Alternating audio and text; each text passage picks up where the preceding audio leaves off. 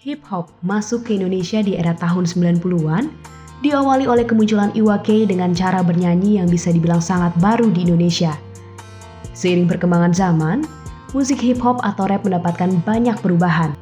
Dalam bentuk beat atau musik, yang dulunya boom bap kini berubah menjadi trap. Dalam bentuk flow atau cara rap para rapper untuk membawakan lagu mereka juga semakin beragam. Dan karena perkembangan inilah yang akhirnya memunculkan aliran rap baru. Selain mumble rap, setelah kemunculan XXXTentacion, Lil Peep dengan teman-temannya di God Boy Clique yang menggabungkan musik alternatif rock dengan musik trap hip hop, mulailah dikenal lagi sebagai sebuah subgenre baru, yaitu emo rap.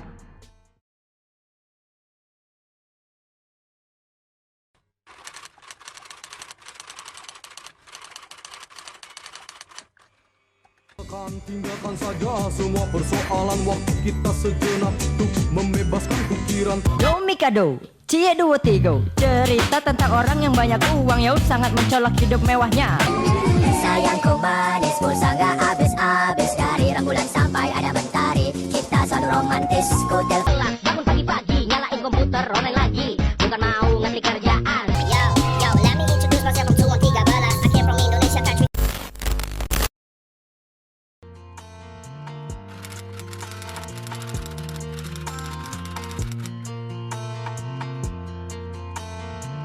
Perspektif gue tentang emo rap adalah dimana musik itu terbuat dari trap beat ala Atalanta dan si penyanyinya gimana ya, nyanyi ala suara-suara emo 2000-an ke atas sih.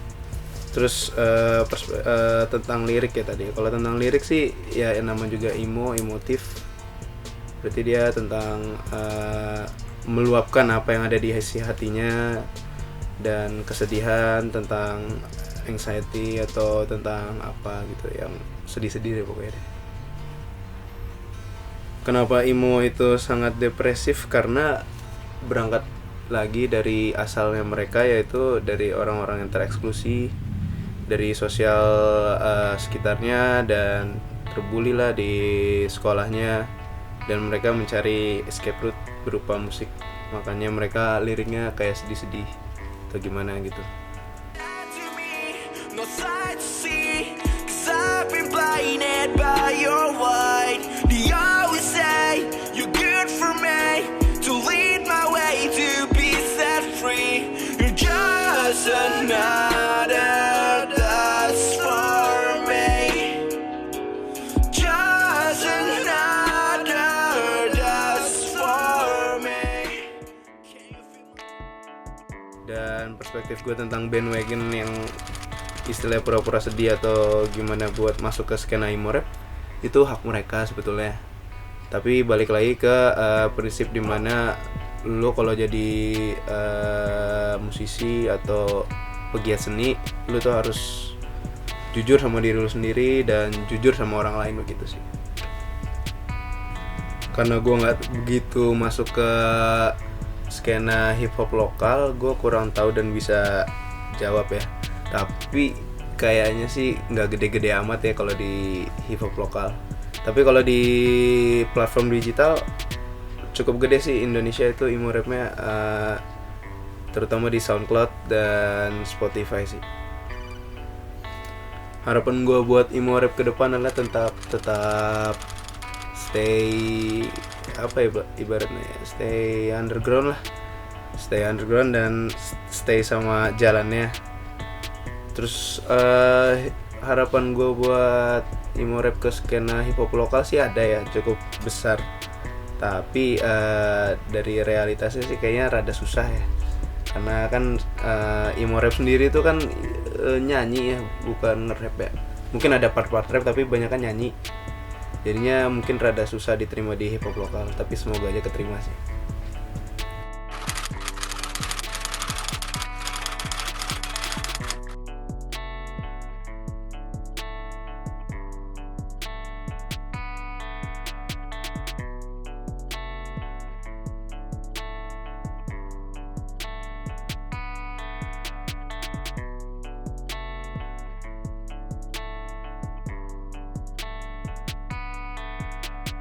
Halo, nama gue Fetwan dan gue suka ngebahas hip hop Indonesia di YouTube. Karena itu komunitas dan industri itu apa yang ada. Buat gue industri itu udah ada di depan mata. Jadi skena mengejar industri ya kayaknya. Dan sekarang kayaknya industri lagi mengejar skena sih. Jadi skena sekarang udah gede banget. Semua orang pengen jadi rapper. Ada yang jelek, ada yang bagus.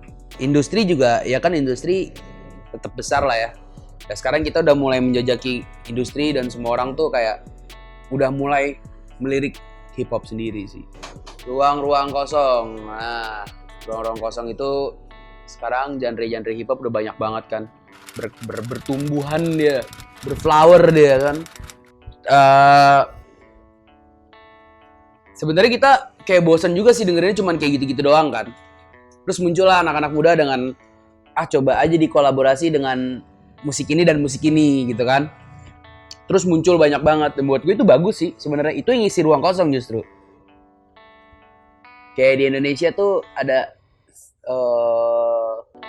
siapa sih? Sexy God ya. Itu dia ngisi ruang Lil Pump. Kita nggak punya Lil Pump di Indonesia. Lil Rapia paling ada. Genre itu harus, musik itu harusnya bisa dinikmati semua golongan. Berarti otomatis harusnya bisa masuk ke mana aja. Mau dibawain lah pakai full band bisa. Kayak kemarin aja Ramen Girl aja main di WTF pakai full band. Jadi harusnya bisa-bisa aja sih. Cuman memang di sini kayak belum terlalu besar aja. Hanya segelintir orang aja kan yang kayak Suisse, Donaldo, ya kan.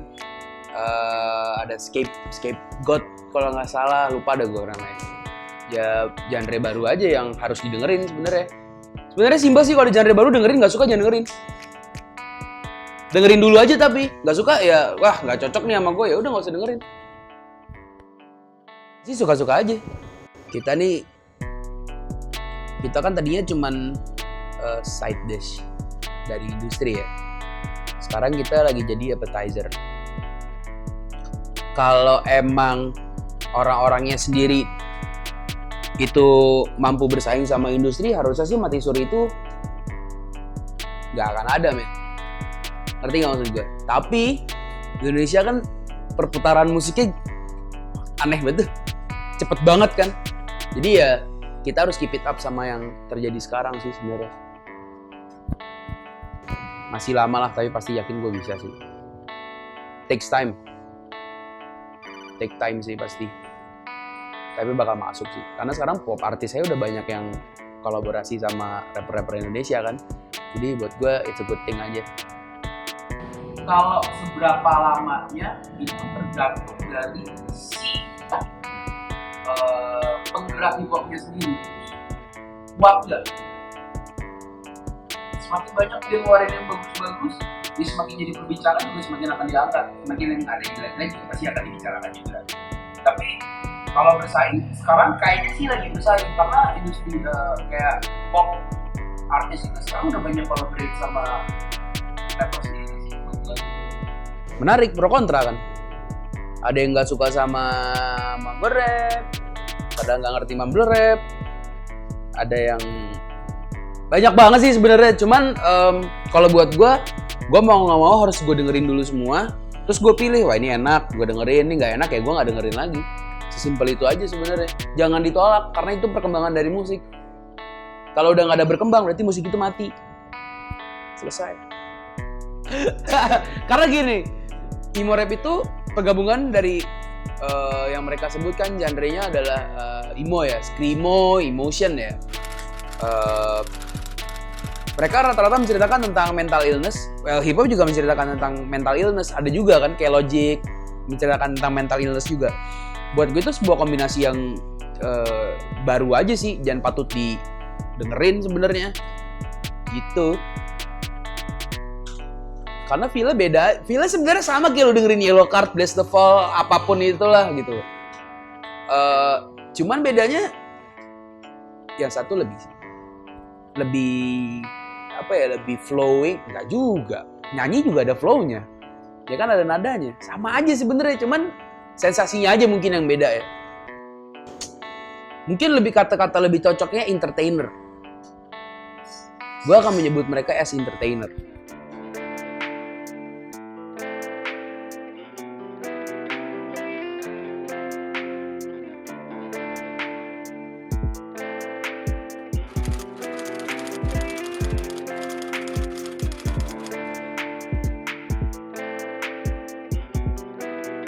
Yo, nama gue Tuan 13, asal dari Jakarta. Nikmati keadaan. Hanya ingin rasakan hidupku jadi lebih bermakna. Ku ingin nikmati masa muda, jadi waktu tua punya cerita. Ku hanya ingin rasakan hidupku jadi lebih bermakna. Ku ingin nikmati masa muda, jadi waktu tua punya cerita. Malam telah tiba, hati bahagia, berkumpul bersama teman-temanku di rumah. Bilang pada dunia, aku nggak peduli apa yang dia bawa, esok aku sudah siap diri. Ku angkat tanganku ke udara, bersyukur atas semua berkat yang aku punya. Asalmu dari mana kawan? Gua nge-rap kalau sukanya sih mungkin dari gua sekolah kali. Tapi kayak baru memutuskan untuk serius gitu, gue pengen jadi rapper gitu 2010 2009 mungkin men. Kalau gue tuh sebenarnya nggak terlalu milih-milih sih. Selama itu pertama yang gue denger pasti kan, karena gue rapper pasti muatan pertama yang gue denger lirik. Selama liriknya gue suka, temanya gue suka, musiknya emang gue bisa cerna, gue akan suka. Jadi gue nggak punya spesifikasi khusus. Tapi kalau ngomongin hati gue paling sukanya siapa ya, boom bap sih pasti. Emo rap gue denger belum lama sih, tapi gue tahu itu ada gitu. Sah-sah aja sih, karena menurut gue karya adalah tentang ekspresi kan ya. Apapun platformnya, kalau memang itu bisa dinikmati dan pesannya nyampe ya kenapa enggak sih. Belum tahu karena gue belum terlalu tahu pelakunya dan belum ketemu lagu yang memang nyangkut gitu. Mungkin kalau misalnya gue ketemu yang enak, tapi ada satu rapper lokal namanya DB Mandala, menurut gue dia bisa direpresentasikan sebagai emo rap dan lagunya beberapa gue suka sih. Industri secara garis besarnya industri hip hop di Indonesia lagi bagus banget sih. Semua industrinya lagi ngelirik hip hop. Terus label-label besar lagi mulai narikin rapper, event-event besar juga mulai ada line up hip hop lokal. Lagi oke banget kalau menurut gue industrinya. Cuma di skenanya mungkin yang harus lebih ditingkatin, karena menurut gue menjamur banget. Tapi kompetisinya cuma sebatas itu gitu. Seharusnya hip hop ini dilebarin dengan harapan gue masyarakat di luar hip hopnya tahu hip hop itu seperti apa. Jadi bukan cuma berseteru di dalam lingkaran gitu. Kalau bisa mungkin dengan banyaknya pelaku hip hop, dengan banyaknya skena hip hop di Indonesia, seharusnya masyarakat luas lebih tahu lagi hip hop itu apa gitu. Nggak cuma rame di hip hopnya doang gitu. Gue kalau ngomongin depresi, semua orang pasti pernah ada di titik paling bawah dalam hidupnya sih. Cara nunjukinnya beda-beda. Tapi kalau patah hati ya not my type gitu. Tapi kalau emang kayak hidup, tekanan hidup atau apapun itu musibah, mungkin gue bisa relate. Tapi kalau kayak patah hati ya no. Gue bukan tipe orang yang mencurahkan sesuatu tentang patah hati soalnya.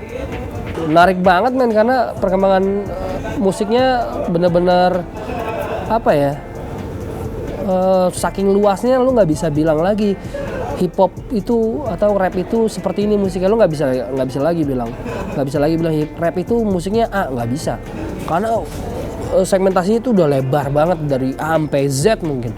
Jadi lu nggak bisa lagi ngomong hip hop itu adalah ini, nggak bisa, karena emang banyak banget variasinya sekarang, semasif itu. Nggak tahu sih, tapi kalau misalnya kalau kita ngomongin hip hop, kita ngomongin rap, pasti di situ ada lirik, di situ ada rhyme, di situ ada flow. Selama itu punya 3 kategori itu, menurut gue itu ya masih nge-rap. Tapi once kalau memang terlalu banyak unsur menyanyinya dibanding nge-rapnya, ya mungkin ya itu di R&B. Seharusnya kan secara segmentasi seperti itu kan. Tapi ya balik lagi yang gue bilang tadi, hip hop sudah terlalu beragam, jadi kayak nggak bisa ditentuin form asli hip hop itu seperti apa sih, harus apa sih, menurut gue nggak sih. Karena itu purist sih kalau buat gue. Gue bukan orang yang purist, gue suka sesuatu yang berkembang. Gue nggak akan mau ngelawan arus dan mentok di platform gue sekarang. Gue juga mau berkembang gitu. Jadi menurut gue nggak setuju sama orang-orang yang punya pakem sih. Hip hop ya hip hop gitu. Menurut gue bisa ya, karena zaman dulu mungkin abang-abangan kita begitu zamannya boom bap lagi gila-gilanya, terus masuk krang gitu, masuk trap gitu. Maksud gue tiba-tiba ada gitu. Jadi menurut gue asal frekuensinya ada terus menerus dan muatannya bagus, menurut gue bisa banget. Kalau gue sih selalu punya paham bahwa gue bukan tukang es krim yang bisa nyenangin semua orang. Gue nggak dilahirin buat itu. Jadi selama itu nggak nyusahin orang lain dan itu bikin lo seneng, lakuin aja men. Buat skena hip hop lokal ya hargai tiap karya yang keluar apresiasi tiap musisi yang ada, berkompetisi boleh, tapi masih dalam ranah sehat dan jangan sampai ngerusak hip hopnya sendiri.